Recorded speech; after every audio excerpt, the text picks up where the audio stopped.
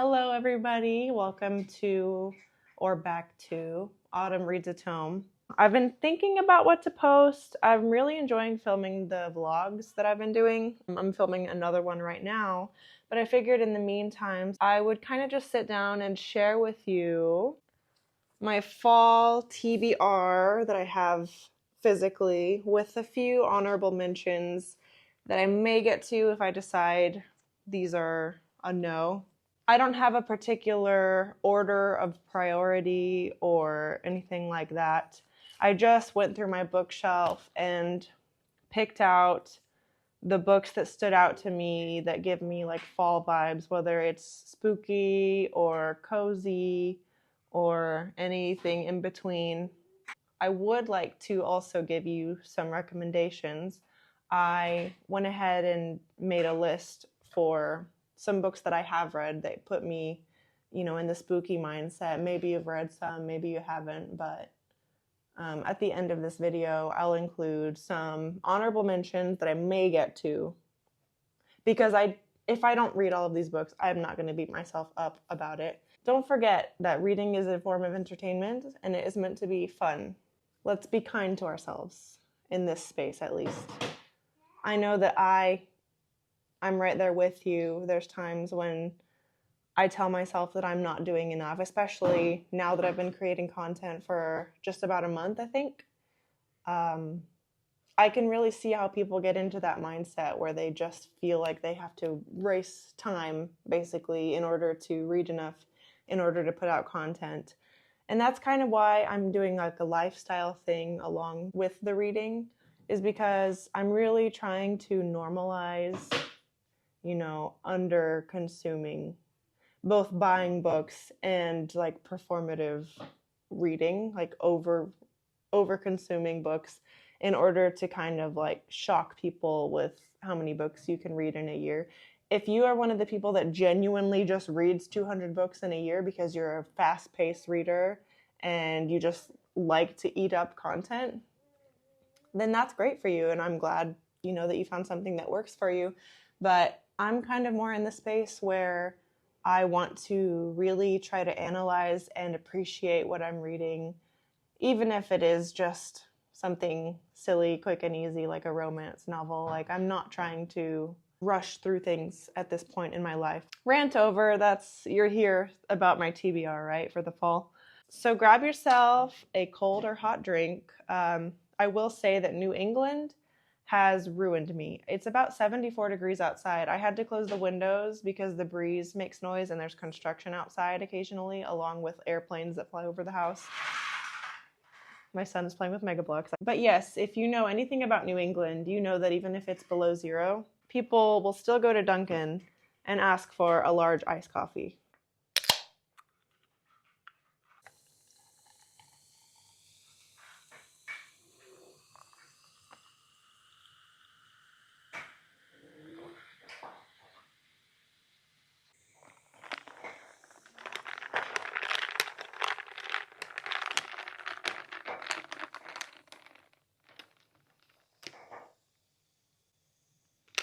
I did have 2 cups of hot coffee this morning, and now I'm enjoying a pomegranate and orange flavored San Pellegrino.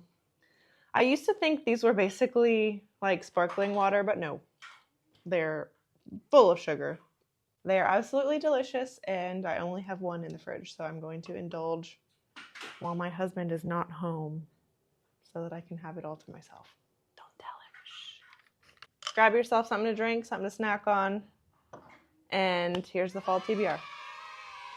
Okay, so in no particular order, I have been wanting to read Wuthering Heights for probably like 10 years, since I was, actually maybe even longer than that. I believe I started reading this my freshman year in high school, and it was just way over my head. I was not reading literature from this time period back then, so the terminology, the way people talk just went over my head, and I had to put it down because I just wasn't ready for it. But now I do think that if I was to pick it up today, I would really get something out of it. I've heard that it's the romance that's not a romance, because I know that they're terrible for each other. But I have to find out for myself, right? And, okay, so The Secret History. I recently read Babel, whatever you want to call it. And I don't think I had ever read a specifically dark academia book before, and I really had a good time with it. Even like the slow pacing, the redundancy, the predictability. I don't know anything about this, but that book made me realize that I do enjoy reading books in an academic setting, and for some reason, probably just because the internet told me so, dark academia is of the spooky / fall vibes, and this is one of those classic, basically the definition of dark academia, and I've wanted to read it for a long time, so maybe now is the time. I hope so. Of course, how have I not read Frankenstein? This is the 1818 text, and I did get it used, so it is wonderfully full of someone's annotations. I know a few things about Frankenstein's monster, being that he really just wanted to fit in and feel like a part of the world, the community where he was created into, and whenever everybody expects you to be a monster, ultimately you become one, right? You become what everybody expects of you. So I've wanted to read Frankenstein since I knew it existed, and I don't know why I haven't yet. I don't know. Monstrilio, this book was on the Goodreads like horror list last year or the year before, and I think her name is Plant-Based Bride. She did an entire video dedicated to reading the entire Goodreads list of horror books that year. And I think this was her number one from that video. And just in general, I know she has very high praise for this book. I've heard good things from other channels as well, but her opinions and video really stood out to me. So I don't know. I'm a little bit scared to go into this one. I'm afraid I'm going to love it so much that it's going to ruin other things for me. That's silly, but that's why I've been putting it off. This is my husband's edition of the collected works of Edgar Allan Poe. I have not read all of the stories in here, probably not even half. When I was in school, we had to read a handful of Edgar Allan Poe's works in order to analyze them in like a AP English class that I was in. So I'm not going to sit here and flip through every story, but I've probably read like 10 out of the 50 that are in here. So maybe even more than that. But I mean, I've probably only read about 10 of his stories. And I enjoyed them. And I think that I would have a lot more thoughts now that nobody is kind of talking in my ear about what to think. So I would like to read at least a couple from here this spooky season.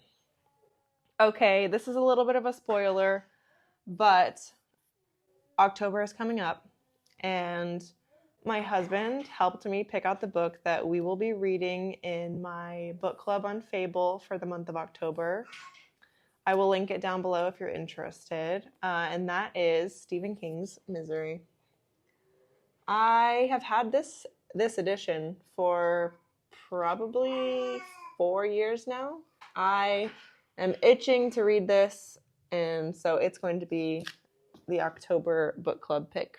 This gives me Frankenstein vibes.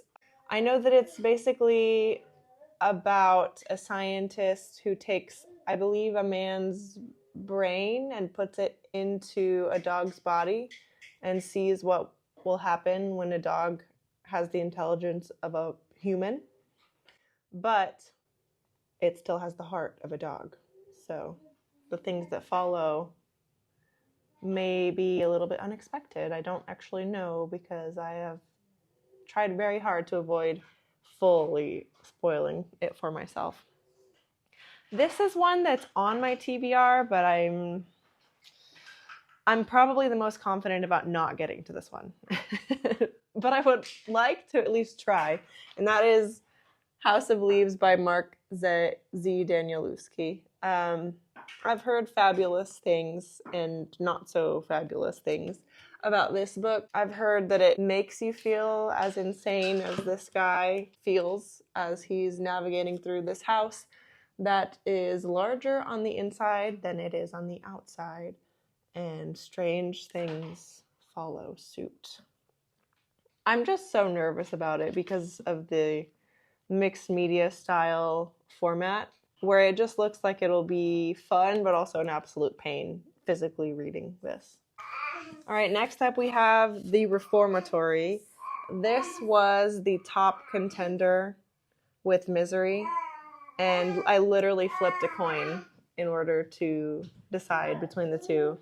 Like, me and my husband picked out the top two, and Misery won because of a coin flip through Siri.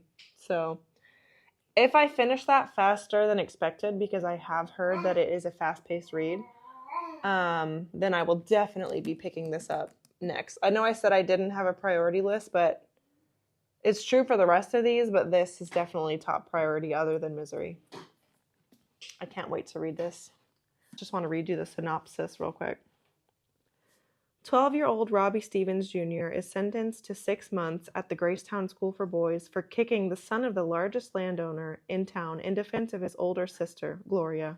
So begins Robbie's journey further into the terrors of the Jim Crow South and the very real horror of the school they call the Reformatory. I'm not going to spoil it beyond that because there is a couple spoilers in the synopsis, but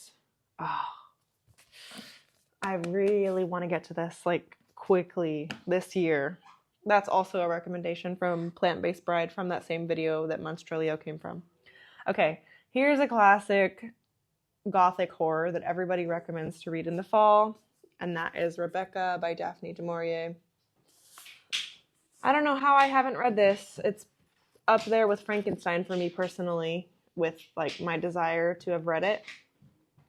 And I just can't wait. I actually don't know anything about this other than that it's gothic horror, and I'm so excited. I hope I get to it this year. I really, really do. I might even extend spooky season into winter this year just to get through more of this TBR than I might get to otherwise. The last book in the TBR is S.T. Gibbons' Dowry of Blood. I know a few things about this book that you might not want to know if you want zero spoilers at all, so spoilers real quick. I know that this is heavily written in second person. I don't know if the entire book is second person, but I know that people love or hate this book just because of the way that it's written. She tells you what's wrong with you being a certain famous vampire. It's been on my bookshelf for the last 2 to 3 years, I believe, and I don't know, this year might be the year. It also has deckled edges, which are hit or miss for me. Sometimes I like them, sometimes I don't, but it's very tactile. So that is the last of the main priority books. I do have some honorable mentions. The first one is Natural Beauty by Ling Ling Wang. It's about a woman who works for a cosmetics company where they test all the products, and strange things start to happen to her body as she tests more and more products. Another one that I would like to get to if I have time is Gaston Leroux's Phantom of the Opera. I actually bought a copy. I wish I had brought it here, but I bought a copy of this in Paris at the Shakespeare & Co. bookstore. And that was a really, really cool experience. I had to wait in line for 30 minutes to get in there, but it was so worth it. And I loved Paris. We went right before, I believe, a World Cup or something. So they had actually cleaned all the streets. There wasn't trash everywhere like there usually is. So we had a great experience. I mean, the one time that somebody gave me a little bit of attitude, I think it was just because of me being ignorant as an American. I didn't realize that Americans water down our coffee. So when I ordered a coffee at a cafe in Paris, the waiter basically was just like, do you want real espresso if you're French, or do you mean American coffee? And I said, I guess I mean American coffee, thank you. And he meant it as a joke, I think, but He was a little bit rude. Oh, and then also we tried to give him money, and he said, like, oh, we don't tip here, you Americans. If you like the service, you can tip 5%, but otherwise just pay the bill. It was like, damn, okay. That was the one negative experience I had, and it really wasn't that bad. The food was delicious. So those are my honorable mentions, and now my son is just getting into things. My son's a little bit grumpy now, so we're gonna have to be quick with these recommendations. Okay, so Tender as the Flesh was one of the first body horrors that I ever read, and it was very intense, very interesting, and I had a lot of thoughts. It was so like deeply philosophical, and it's one of those books where you pity the main character for most of the book, but they slowly devolve into exactly what you hate. That's all I will say. If you like family sagas, like moving through time with multiple members of a family, then you will really enjoy Isabel Allende's House of the Spirits. This is one of my favorite books of all time. I read it super slowly because I wanted to almost live life through the characters and really, really almost feel like the time was as slow for me as it passes in the book. I don't want to spoil it because the best way to read is to go in totally blind. I cannot recommend it enough. If you like family sagas, I believe that you'll like this. It's probably one of my top 5 favorite books. If you enjoy short stories more than reading full-length novels, or maybe just both, but you want to get into the spooky season with something that's a little bit quicker if you have other things going on in between, then I recommend The Bloody Chamber by Angela Carter. I had a lot of fun with this. I don't want to give anything away. I'll just say that a couple of the stories, Puss in Boots, are very weird. Next is Ring Shout. I can't really talk about this book without spoiling it, to be honest with you. I will just say that it is based in the South during the Jim Crow era, and let's just say that racism is not only a mentality, but it is also a physical presence of an extraterrestrial nature. Another recommendation, this is on the longer side, so you have to really be in the mood for a long book, but also something that is more historical. It's based in the 1800s during like the rise of Napoleon, but it's based in Great Britain, and that is Jonathan Strange and Mr. Norrell. I had a lot of fun reading this last year. It was the first book that I read as a new mom with a newborn, and if I could do it at that point in my life, I think you could do it too. Highly recommend the BBC mini-series that came after. It's only 1 season long. All right, I'm so sorry about the change in setup. I have a Nikon D3400, and I have not even been filming that long. Probably less than 30 minutes total, and it's already so overheated that I can't even film anymore.